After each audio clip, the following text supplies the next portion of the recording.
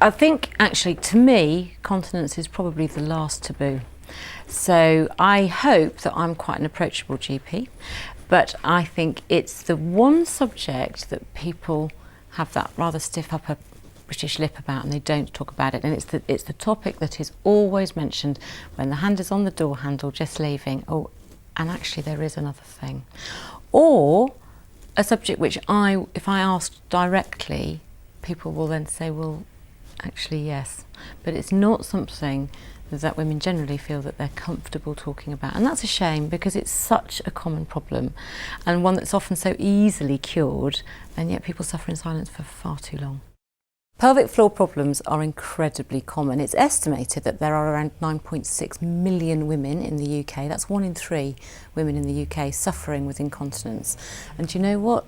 I can almost bet my home on the fact that that's a gross underestimate, because those are just the people that we know about. We know that around 45% of women who have children, for example, will have some degree of incontinence for a period of time. And it's incredibly easy to treat in the vast majority of cases with simple pelvic floor exercises. The problem is most women don't persevere for long enough or don't really know how to do them properly. The pelvic floor is actually a group of muscles, and they act as a kind of sling, and they hold all the pelvic organs in place. They guide the baby during childbirth, and they actually help us have a good healthy sex life. They control our bladder and our bowels, so when they stop working, we run into trouble. I think sadly many women don't realise that their pelvic floor muscles are like any other muscle actually, and if you don't exercise them then they lose tone and they become weaker.